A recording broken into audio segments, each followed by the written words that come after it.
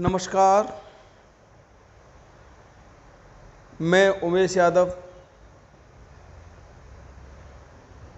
जिला अध्यक्ष भारतीय किसान यूनियन सुनील संबल से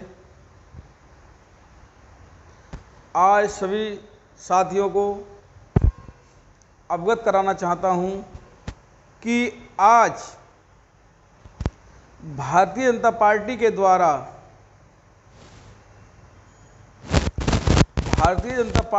द्वारा जो घोषणा पत्र लॉन्च किया गया है,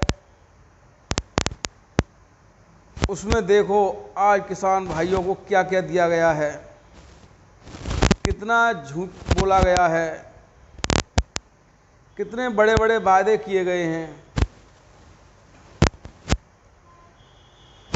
कोई भी किसानों के ऊपर आज उस घोषणा पत्र में चर्चा नहीं की गई है। किसानों की पीड़ा क्या है यह कोई नहीं जानता, क्योंकि ये सरकार, मोदी सरकार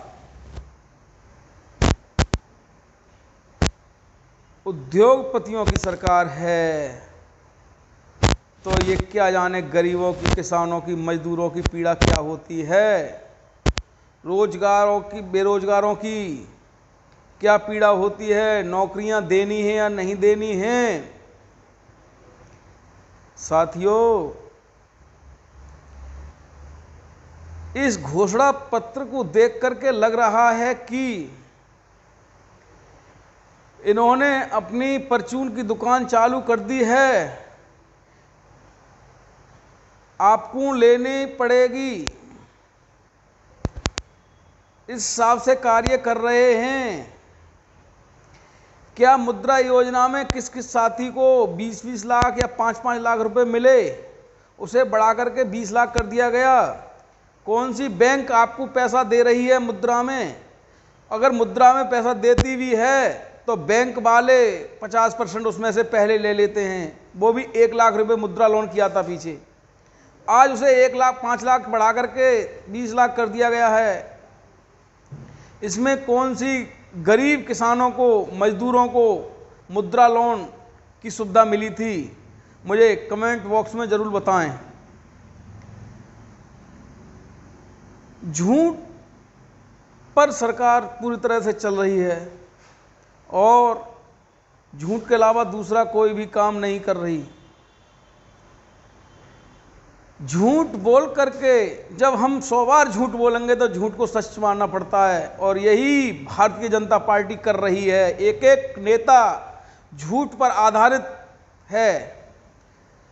उन्हें नहीं पता कि गरीब, किसान, मजदूर अपने बच्चों की कैसे पढ़ाई कर रहे हैं। बच्चों की पढ़ाई के लिए गेहूं बेच करके, भैंस बेच करके, फसलों को बेच करके, उगा करके तब पढ़ाई में खर्च पूरा कर रहे हैं। उसके बाद आज 10 साल हो गई और प्रदेश की सरकार को 7 साल हो गई। आप मुझे सभी क्षेत्र के और पूरे हिंदुस्तानियों से निवेदन है कि आप ये बताएं, किसे नौकरी मिली है? पीछे नौकरी निकली, पुलिस भर्ती निकली 60,000 के करीब,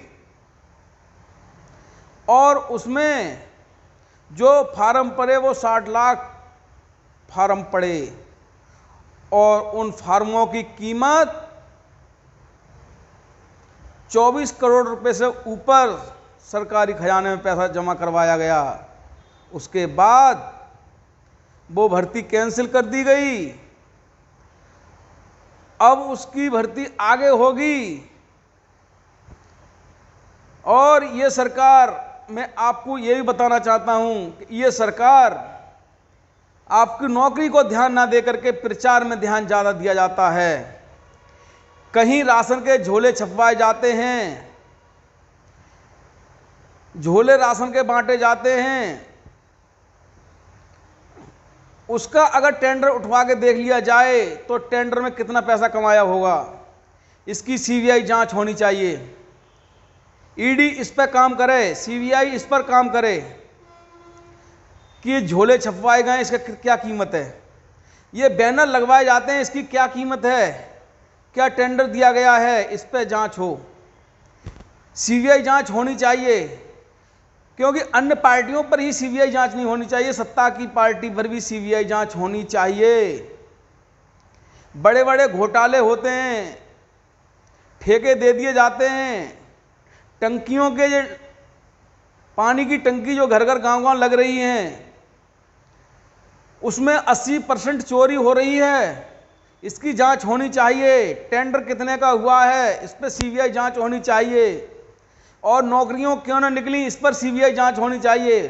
दोस्तों, नौकरी निकल रही हैं, लेकिन हम लोगों के लिए नहीं निकल रही, क्योंकि इन्हें पता है कि ज़्यादा इकट्ठी निकाली जाएंगी तो कोटा भी आरक्षण के तहत भर्ती करनी पड़ेंगी, और 10 या 15, 20, 25 इस हिसाब से निकाली जाती हैं, तो इसमें कोई भी आरक्षण नहीं होता है।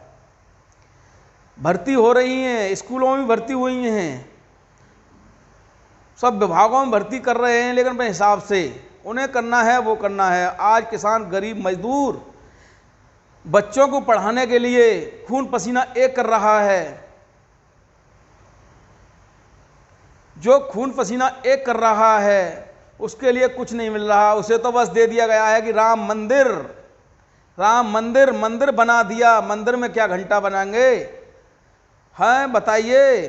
क्या बेरोजगारों को रोजगार मंदिर से मिल रहा है?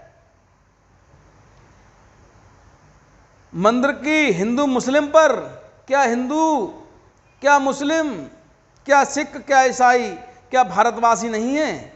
ये सब भारत में रहेंगे, भारत में रहेंगे। ये इस पर राजनीति की जा रही है सिर्फ। मैं सभी देशवासियों से कहना चाहता हूं कि आप और हम मिलकर के इस पर राजनीति ना करें, भाईचारे पर राजनीति करें। मंदिर का घंटा तो एक गांव में एक आध ही महात्मा होता होगा, तो वो ही बजाने लायक बहुत तेरे हैं। क्या मंदिर हर गांव में नहीं है? क्या मेरे गांव में नहीं है? क्या आपके गांव में नहीं है? बताइए, कौन से गांव में मंदिर नहीं है? इन्होंने कौन सा मंदिर बनवा करके अयोध्या में कौन सा बड़ा काम कर दिया? क्या रामचंद्र जी को आप नहीं मानते हो? क्या हम नहीं मानते हैं? या कृष्ण जी को आप नहीं मानते हो? हम सभी देवी देवताओं को मानते हैं, पूजा अर्चना भी करते हैं, हवन भी करते हैं। क्या ये अलग मानते हैं? बताइए, क्या रामायण का पाठ गाँव गाँव नहीं कराते हैं लोग?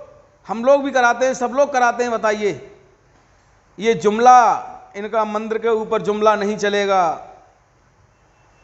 हम चाहते हैं फौज में भर्ती निकले, हमारे किसान, गरीब मजदूर, इनके बच्चे फौज में लगें, बड़ी खुशी होती है।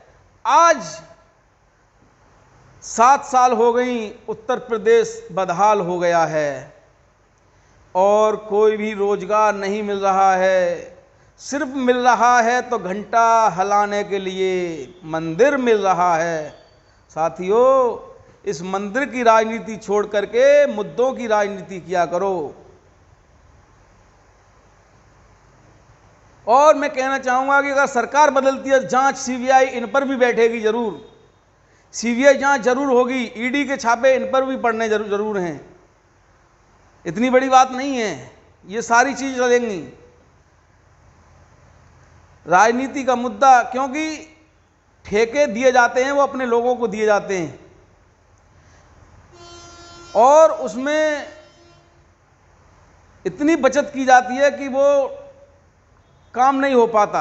रोड को देख लो, अगर रोड को टेंडर दे दिया गया, रोड 2 साल में टूट जाता है। पैसा आया 500 करोड़ रुपया लगा, उसमें 100 करोड़, 400 करोड़ खत्म। कहां से विकास होगा भारत का? आप बताइए, राम मंदिर के दर्शन करने के लिए अयोध्या के लिए बस लगाई गई, उन बसों का खर्चा किसने उठाया? हमने सोचा फ्री में भेजा जा रहा है। साथियों, फ्री में नहीं भेजा जा रहा है, ये हम तुम्हारे खून से ही पैसा वसूला जाएगा और वसूला जा रहा है। मैं गुन्नौर की बता देता हूं, जब पीछे बसें जा रही थी तो आरटीओ ने पैसे दिए थे बसों के लिए।